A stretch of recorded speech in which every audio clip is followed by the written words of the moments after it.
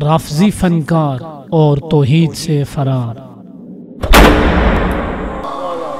مانگ کے دیکھ اللہ سے براہ راست، مانگ کے دیکھ، باخدا کچھ نہیں ملتا۔ ہاں، اور اگر تو یہ کہے نا کہ میں تو آل محمد سے نہیں مانگتا اور رج کے کھاتا ہوں، فرعون تم سے بھی زیادہ رج کے کھاتا تھا۔ آئیے قرآن کریم سے پوچھتے ہیں کہ کس سے مانگنا چاہیے، اللہ تعالیٰ سے یا اہل بیت سے؟ سورہ یونس آیت نمبر 106 میں ارشاد باری تعالیٰ ہے، وَلَا تَدْعُ مِن دُونِ اللَّهِ مَا لَا يَنفَعُكَ وَلَا يَضُرُّكَ فَإِن فَعَلْتَ فَإِنَّكَ إِذًا مِّنَ الظَّالِمِينَ۔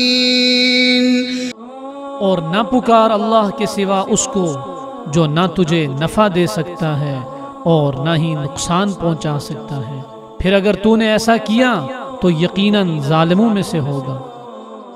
اس جیسے فنکار کے بارے میں سورہ نجم کی آیت نمبر 29 میں صریح حکم ہے، فَأَعْرِضْ عَمَّن تَوَلَّى عَن ذِكْرِنَا وَلَمْ يُرِدْ إِلَّا الْحَيَاةَ الدُّنْيَا۔ پس تم اعراض کرو ایسے شخص سے جو ہماری یاد سے منہ موڑ لے اور وہ سوائے دنیا کی زندگی کے اور کچھ نہیں چاہتا۔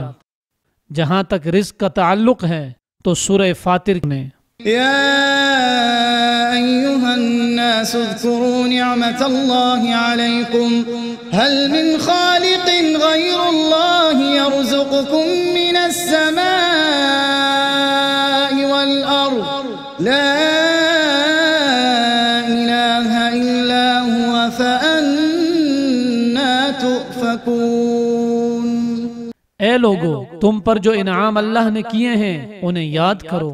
کیا اللہ کے سوا اور بھی کوئی خالق ہے جو تمہیں آسمان اور زمین سے روزی پہنچائے؟ اس کے سوا کوئی معبود برحق نہیں، پس تم کہاں الٹے پھرے جاتے ہو؟